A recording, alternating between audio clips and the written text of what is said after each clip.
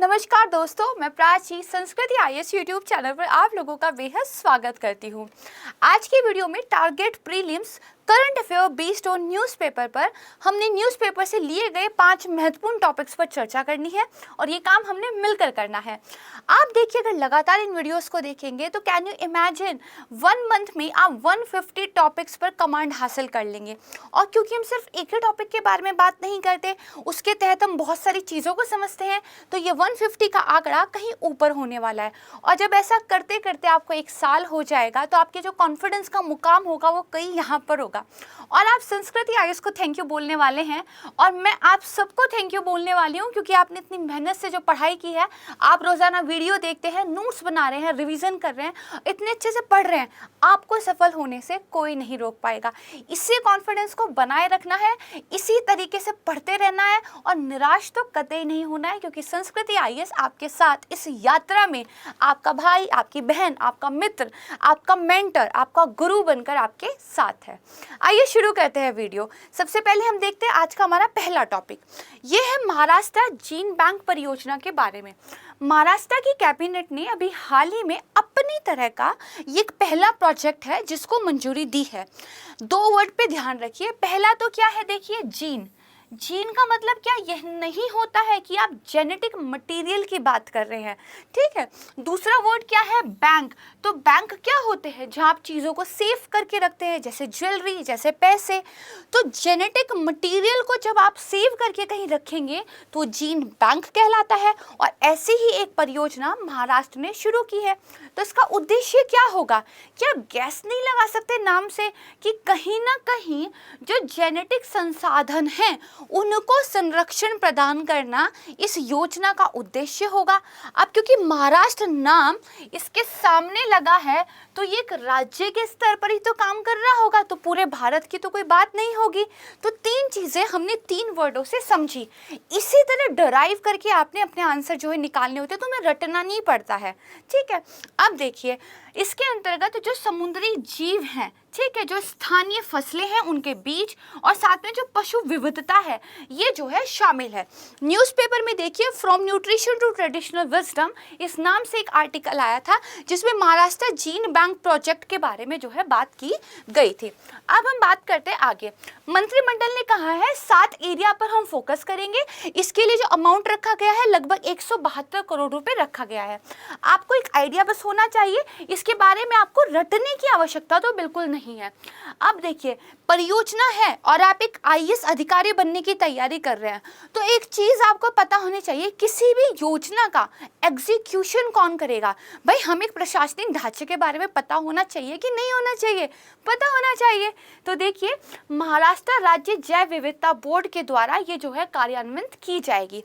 अगर हमने Maharashtra gene bank परियोजना के बारे में पढ़ा तो ये हमारा धर्म बन जाता है, अगर हम एक यूपीएससी एस्पिरेंट है, कि फिर हम नेशनल जीन बैंक भी कुछ है या नहीं इस बारे में भी पढ़ लें, क्योंकि राज्य से क्वेश्चन बन के आएगा इसके चांस कम है, लेकिन इस न्यूज़ की वजह से केंद्र के स्तर पर, देश के स्तर पर प्रश्न बनकर आए इसकी संभावना ज़्यादा है।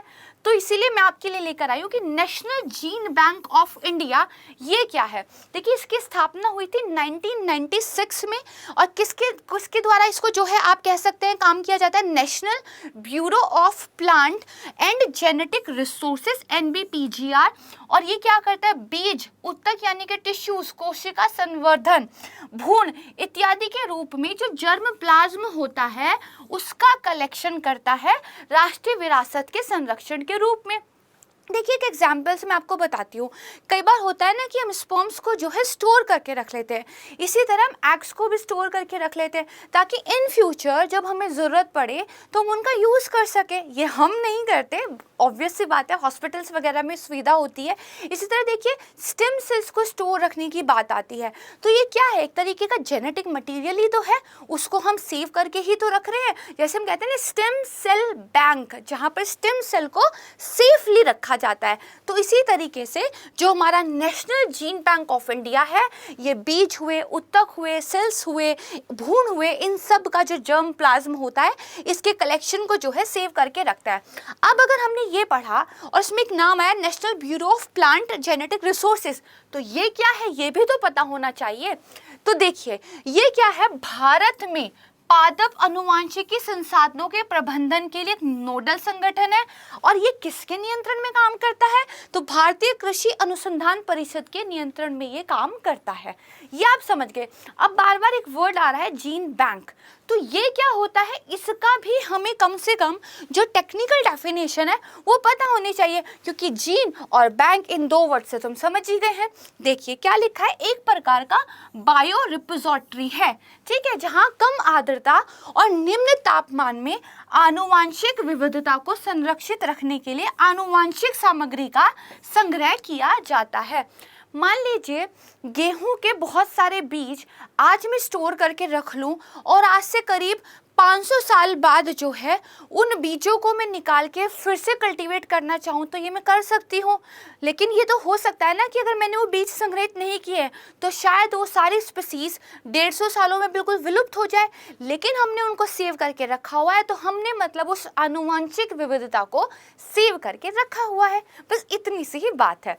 चलिए अब हम देखते हैं अपना नेक्स्ट टॉपिक, हरित रणनीतिक साझेदारी।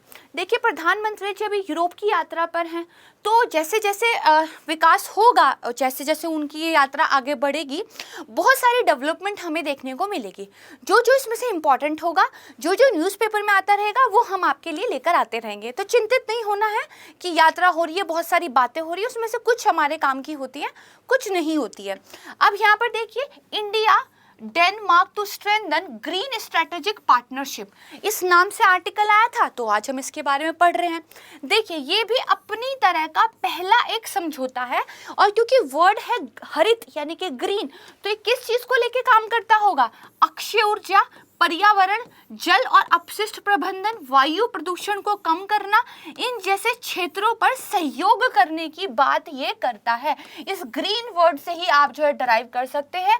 और साझेदारी का मतलब है इंडिया और डेनमार्क दोनों मिलकर जो है काम करने की बात कर रहे हैं।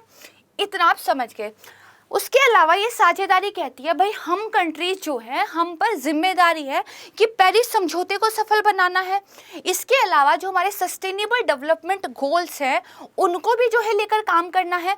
तो ये जो साझेदारी है ये पेरिस समझौता सतत विकास लक्ष्यों के कार्यान्वयन पर ध्यान केंद्रित करेगी, साथ ही राजनीतिक संबंध, आर्थिक संबंध, हरित विकास, इन सब क्षेत्रों में भी जो है काम करेगी, चुनौतियों का समाधान करेगी, अवसरों को लेकर आएगी। अब देखिए भारत में क्या है, डेनिश तकनीकों की बहुत ज्यादा मांग है, तो इसलिए ये समझौता है डेनमार्क से उन टेक्नोलॉजीज को, वहाँ से इन्वेस्टमेंट को जो है लेकर आएगा भारत में, और ये इसलिए भारत के लिए जो है अच्छा कहा जा सकता है। दूसरा, क्योंकि हम जो हैं एक ग्रीन एनर्जी की तरफ जाने की पूरी कोशिश कर रहे हैं, तो इस तरह की पार्टनरशिप जो है हमें भी मदद देगी और साथ में वैश्विक स्तर पर भी बहुत अच्छा एग्जाम्पल सेट करेगी, फिर दूसरी कंट्रीज भी जो है इस पार्टनरशिप में सहयोग करेगी। तो ये काफ़ी इंपॉर्टेंट है।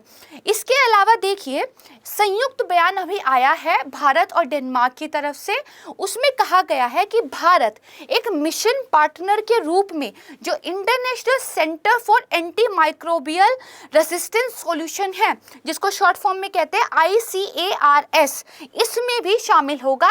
और ये शामिल होने का जो निमंत्रण था ये भारत को डेनमार्क ने दिया था। तो आने वाले टाइम में मैं आपको पढ़ाऊंगी कि international centre for anti microbial resistance resolution क्या है। ठीक है, अभी जो है हमने इस रणनीतिक साझेदारी के बारे में समझा। अब कौन कौन से क्षेत्रों पर देखिए काम हो रहा है, तो ऊर्जा, जलवायु परिवर्तन, पर्यावरण और जल की चक्रीय अर्थव्यवस्था, स्मार्ट शहरों को लेकर व्यापार, कारोबार, विज्ञान, प्रौद्योगिकी, नवाचार, डिजिटलीकरण, खाद्य और कृषि, स्वास्थ्य और जीवन विज्ञान, सांस्कृतिक सहयोग भी है और बहुपक्षीय सहयोग भी है। एक मल्टीपोलर वर्ल्ड बनाने की तरफ भी जो है काम किया जाएगा। इनको याद करने की, रटने की बिल्कुल भी आवश्यकता नहीं है, सिर्फ आपको क्या है थोड़ा सा इसके बारे में पढ़ लेना है। अब हम बात करते हैं अपने नेक्स्ट टॉपिक की। छोटा सा टॉपिक है बट इंपॉर्टेंट है। न्यूज़पेपर में आया था indigenous artillery gun passes validation trial. देखिए advance towed artillery gun system, ये हमारा नेक्स्ट टॉपिक है। अभी एक उन्नत आर्टिलरी गन सिस्टम परियोजना जो कि विकसित तो की गई थी डीआरडीओ के द्वारा, जो कि कितनी की 155 कैलिबर की है और साथ में उसकी जो फायरिंग रेंज है 148 किलोमीटर, उसके जो है ट्रायल जो है सक्सेसफुली कंप्लीट किए गए हैं। ठीक है, 3 इन्फॉर्मेशन, डीआरडीओ के द्वारा विकसित, कैलिबर है हमारा 150 फायरिंग रेंज है 48 किलोमीटर। अच्छा, अब मैं आपको यहाँ पर पहले इस के बारे में थोड़ी सी जानकारी दे देती हूँ, फिर हम कैलिबर और बाकी चीज़ों की बात करेंगे। इसको देखिए, निर्मित किसने किया है, तो भारत फोर्ज और टाटा एडवांस सिस्टम लिमिटेड, इन 2 फर्मों ने जो है इसको निर्मित किया है। और डेवलप किसने किया है, तो वो डीआरडीओ ने किया है।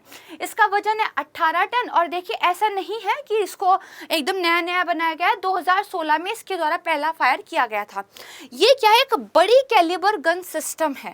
ठीक है, इनके इसका कैलिबर काफ़ी ज़्यादा है, जिससे सटीक और गहरी स्ट्राइक हासिल होती है, और इसीलिए इसमें प्रोग्राम और भविष्य में फायर करने की लॉन्ग रेंज गाइडेड म्यूनिशन की क्षमता है। बहुत ज़्यादा परेशान नहीं होना है, सिर्फ ये वर्ड जो मैंने हाईलाइट किया हुआ है इसको याद कर लेना है, आपका काम बन जाएगा। अब देखिए, कैलिबर और बोर होता क्या है। यहाँ पे आप देख रहे हैं गन का जो ये दिया गया है, देखिए बताया गया है कि ये कितने बोर की है, ये 28 की है, ये 20 बोर है, 16 बोर, 12 और 10 बोर, और ये कितनी है, तो 0.410 दिखाया हुआ है। तो ये देखिए, आपने देखा बोर है, तो एक चीज ध्यान रखिएगा, बोर क्या होता है, इंटीरियर होता है किसी भी गन के बैरल का, और जितना इस बोर का डायामीटर होगा उसको कैलिबर बोला जाता है। और जिस गन का जितना ज़्यादा कैलिबर होगा वो उतनी पावरफुल होगी, उतनी फेटल स्ट्राइक कर पाएगी। ठीक है, इतना बस ध्यान रखिएगा। तो ये हमने समझ लिया। अब हम बात करते हैं अपने नेक्स्ट टॉपिक की, आवधिक श्रम बल सर्वेक्षण, पीरियोडिक लेबर फोर्स सर्वे। ये न्यूज़ में है, क्यों, क्योंकि joblessness on the rise in India, ये एक आर्टिकल आया था जिसमें सर्वे के बारे में बात कही गई थी। तो देखिए, 2017 में एनएसओ के द्वारा इसको शुरू किया गया था। ये क्या है, कंप्यूटर आधारित क्या है, सर्वेक्षण है। इसका उद्देश्य क्या है, 2 स्टेटमेंट बहुत इंपॉर्टेंट है, उनको ध्यान रखिएगा। देखिए, केवल, अब देखिए केवल वर्ड है, ध्यान रखिएगा, केवल शहरी क्षेत्रों में 3 माह के अल्पकालिक अंतराल पर ये क्या है, जो रोजगार और बेरोजगारी के प्रमुख संकेतक हैं उन पर बेसिकली क्या है, अनुमान लगाता है, उसका सर्वे करता है। और प्रति वर्ष हर साल ग्रामीण भी और शहरी भी दोनों क्षेत्रों में जो है संकेतकों का अनुमान लगाता है। यानी कि शहरी के लिए हर 3 महीने में और ग्रामीण और शहरी दोनों के लिए हर साल ये जो है अनुमान लगाता है। किन किन का, कुछ प्रमुख संकेतक है। अब इन संकेतकों के बारे में हमें पता होना चाहिए। 3 बहुत इंपॉर्टेंट है, तीनों मैं आपके लिए यहाँ पर लेकर आई हूँ। श्रम बल भागीदारी दल, यानी कि क्या है, देखिए कुल आबादी में, टोटल पॉपुलेशन की मैं बात कर रही हूँ, श्रम बल के अंतर्गत आने वाले व्यक्ति कौन कौन, जो या तो कहीं जॉब कर रहे हैं, या काम करने की तलाश कर रहे हैं, या फिर काम के लिए उपलब्ध है। वो लोग नहीं जो जॉब ना तो कर रहे हैं और उनको जॉब करनी भी नहीं है। ठीक है, या तो उनका कोई और लक्ष्य है। लेकिन जो लोग या तो काम कर रहे हैं या तो काम की तलाश में है, या अगर आप उनको कहो भाई काम है करोगे, वो कहें हाँ हम करेंगे, तो ये लोग जो टोटल पॉपुलेशन में होते हैं, इनका जब परसेंटेज निकालते हैं तो श्रम बल भागीदारी दर इसको जो है बोलते हैं। ये हो गया। दूसरा इंपॉर्टेंट होता है हमारा कामगार जनसंख्या अनुपात। ये देखिए कुल आबादी, फिर से मैंने टोटल पॉपुलेशन वर्ड किया, में रोजगार प्राप्त व्यक्ति, अब जिनको जॉब मिल चुकी है वो टोटल पॉपुलेशन में कितने हैं, तो कामगार जनसंख्या अनुपात। फिर बेरोजगारी दर, अब की बार वर्ड याद रखिएगा, मैंने टोटल पॉपुलेशन वर्ड नहीं बोलना है, मैंने बोलना है श्रम बल में शामिल कुल लोग। तो श्रम बल में शामिल कुल लोग, तो श्रम बल मैंने बताया था कौन कौन से होते हैं, जो या तो काम कर रहे हैं, या तो काम की तलाश में है, या काम के लिए इच्छुक हैं। उसमें जो बेरोजगार व्यक्तियों का प्रतिशत है उसके रूप में जो है परिभाषित किया जाता है। यानी कि जितने लोग चाहते हैं कि भाई हम काम करें, जो लोग काम कर रहे हैं उसमें से कितने लोग बेरोजगार हैं, जब इसका परसेंटेज निकालते हैं तो बेरोजगारी दर जो है आपको पता चल जाती है। ठीक है, तीनों बहुत इंपॉर्टेंट है, ध्यान रखिएगा। चलिए अब हम देखते हैं नेक्स्ट टॉपिक, हमारा आज का लास्ट टॉपिक है विश्व प्रेस स्वतंत्रता सूचकांक, India slips to 115 press freedom index. तो देखिए किसके द्वारा रिलीज की जाती है, रिपोर्टर्स विदाउट बॉर्डर के द्वारा। और विश्व प्रेस स्वतंत्रता सूचकांक में भारत की रैंक आई 150 और इससे पहले 142वें नंबर पे था। यानी कि प्रेस की स्वतंत्रता की स्थिति रिपोर्ट के अनुसार भारत में खराब हुई है। ठीक है, चलिए आप देखिए, नेपाल जिसका स्थान 76वां है, इसको छोड़कर भारत के अन्य पड़ोसी देशों की रैंकिंग भी गिरी है। जैसे पाकिस्तान 157 पर है, श्रीलंका 146 पे, बांग्लादेश तो 162 पे है। पता भी होगा कितने पत्रकारों का वहाँ पे मर्डर हुआ है, ठीक है। और रैंकिंग जो मिल रही है कुल 180 देशों में से मिल रही है। तो भारत क्या है, 180 देशों में से 150 रैंक पर आया है। नॉर्वे पहले नंबर पे है, डेनमार्क दूसरे पे, स्वीडन तीसरे पे है। उत्तर कोरिया रैंकिंग में सबसे नीचे है। रूस की रैंकिंग भी देखिए खराब हुई है, 155वें स्थान पे ये है। और चीन भी देखिए 175वें स्थान पर है। तो अब अगर आपको ये पूछ लिया जाए कि शार्क देशों में भारत जो है सबसे ऊपर है, तो गलत हो जाएगा, आप देख ही रहे हैं। या फिर साउथ ईस्ट एशिया में भारत सबसे ऊपर है, तो आप देख सकते हैं भारत तो 150वें स्थान पे है। तो इस तरह की स्टेटमेंट का थोड़ा सा ध्यान रखिए। रैंकिंग आपसे कोई कभी नहीं पूछने वाला है भारत को छोड़कर, लेकिन ये पूछ सकता है रीजन में क्या भारत फर्स्ट है, क्या लास्ट है। तो आपको बस इसका आइडिया होना चाहिए। तो यहाँ पर हमारा जो है आज का डिस्कशन समाप्त होता है, और मुझे उम्मीद है वीडियो का डिस्कशन आपको पसंद आया होगा। और मैं बहुत मन से चाहती हूँ कि आप लोग बहुत अच्छे से पढ़ाई कीजिए, सिलेक्शन लीजिए, और मुझे बहुत खुशी होगी जब कमेंट आएंगे कि मैम मेरा सिलेक्शन हो गया है। और मेरे इंस्टीट्यूट को जितनी ज़्यादा खुशी होगी उसका तो आप अनुमान ही नहीं लगा सकते हैं। तो बहुत अच्छे से पढ़ाई कीजिए, हिम्मत बनाए रखिए, हम आपके साथ हैं। नमस्कार।